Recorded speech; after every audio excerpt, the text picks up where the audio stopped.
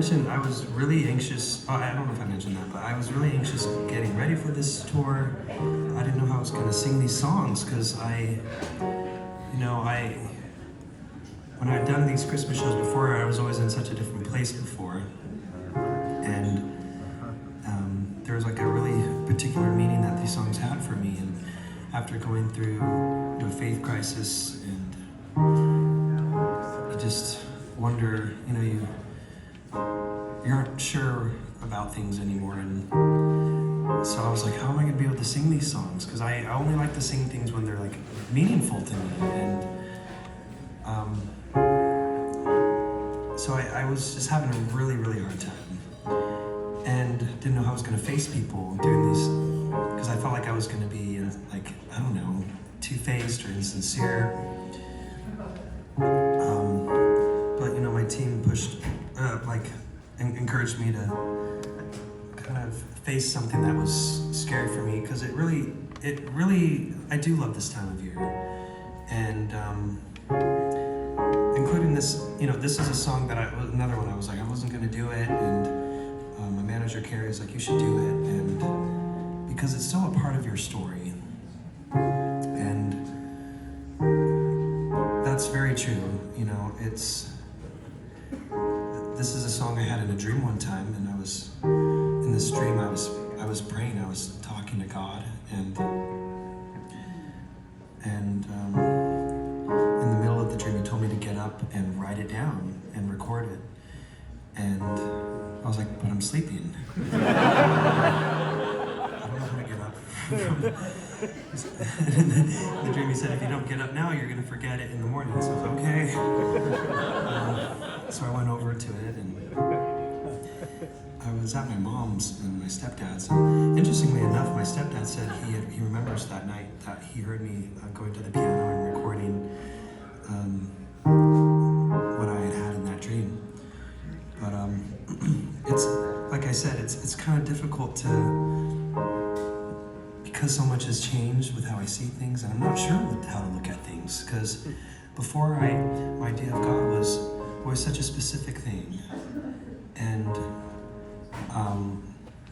I always thought that I wasn't accepted by God, because I was like, I need to change myself, and I spent a lot of time praying, actually.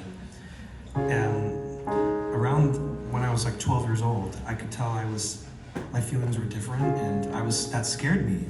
I was like, this is not what everyone told me I'm supposed to be feeling, and like the progression of life, especially like with my beliefs and my community, growing up in Utah. And so I was like, oh my gosh, like I'd hear things that would be said about people who are experiencing the same thing I was. And so I was like, oh my gosh, then I must not be good. And so I need to really work on this. And that's what I would usually hear, is like, you need to work on this if this is what you're going through. And I tried really hard. And I spent, almost 20 years, trying to work on it. Actually, probably over 20 years. I just started praying about it when I was 12.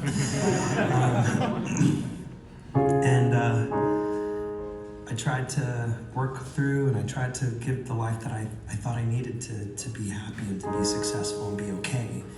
And I met some wonderful girls, almost got married a few times. I bought 3 rings.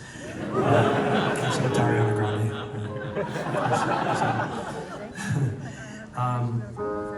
And I just, last year was the last time I was engaged. Wonderful, wonderful girl.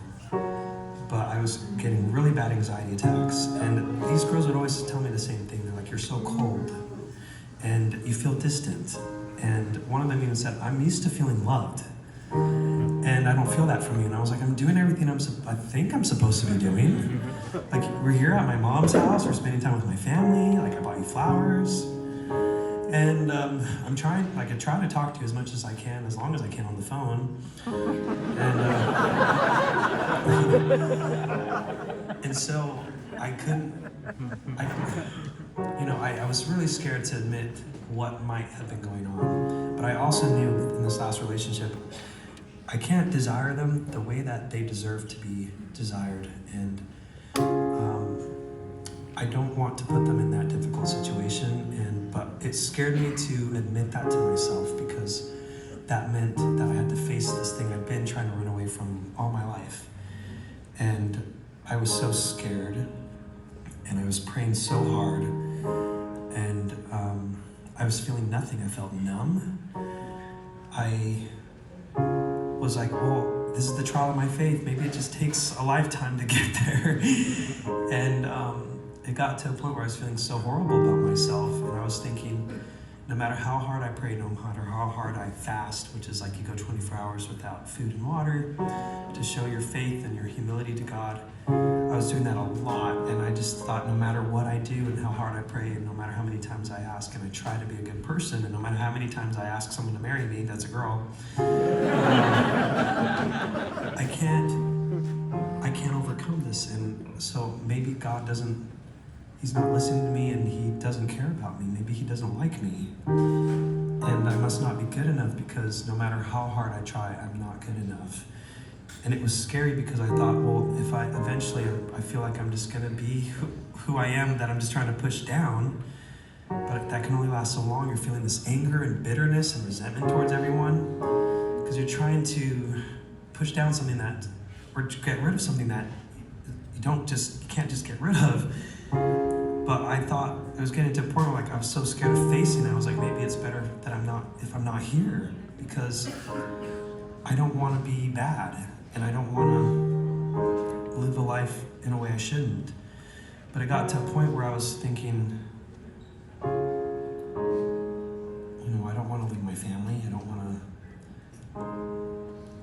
And I got to a point like, well, maybe if I stay, even if I am the way I am, that I can still do something that will make my life worthwhile, and I can make up for whatever bad I might be. But I was praying, and one more time I got on my knees. This time I just could feel nothing, and I just said, God, if you are really there, and if you have a plan for me, please just take this from me. Please change me, because I don't want to be like this. I don't want to be bad. I don't want to be a way I'm not supposed to. And I'm just so exhausted. I just can't do this anymore. And this feeling I always knew as God growing up. Spoke to me very peacefully, very calmly, and it just said, David, you need to stop asking me this. And that was not what I was expecting. I was thinking, David, you have passed the test. I will now make you straight.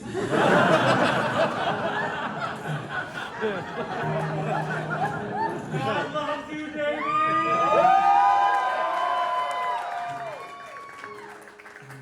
So I was just like, and he said, you've been spending over half of your life asking me about this, and you can see at this point I'm not going to change this, because I don't intend to, because I don't see anything that needs to change about you.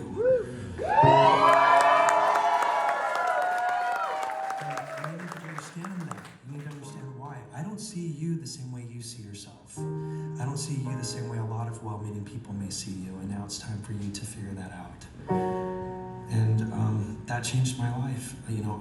Up till that point, I thought, no matter what I do, no matter how many people are listening to me and saying they like my voice and whatever, no matter how many neighbors' trash I take out for them, it's like nothing I can do can make up for who I am, is what I thought. And I can't be okay, and I have to despise myself until I can change this. But when that happened, I realized maybe instead of despising myself, I can be okay with myself, and I can learn to love myself as I am. And it has made a world of a difference. And to be able to feel like, I'm famous for singing a song about, called Crush, and I'm not like, now I know what people mean. When they said they could relate to my song, because I was like, I can never relate to this song. And now I understand why, but I didn't know at the time. But now I get it. So maybe I experienced that feeling, like not in the way the majority of people do, but I still get to feel it the same way other people do. And I try to help. Just people who don't understand. I didn't understand it, and I've tried to help other people understand it. So, It's beautiful and something I was always afraid of. I was always afraid of myself. I've been able to learn how to love myself and feel confidence and know I can be happy as I am, and it's really beautiful. So if there's anyone else feeling that way, I just want you to know that you are loved just as you are, and don't be hard on yourself. Give yourself a chance to not judge yourself, and it really is amazing to just embrace yourself for all as you are, because you're created to have joy. And anyway, this is the song, and I call it my little prayer. Heavenly Father, I am grateful for your eternal presence. I am learning to be patient, and that you are really there. Sometimes I am afraid, and I know that's lacking faith, but I'm beginning to understand that for me you have a plan. Heavenly Father, I am grateful for you sending your Son to die so that I'd live, and for never giving up. I'm learning every day that I won't always have my way, but I'm beginning to understand that for me you have a plan.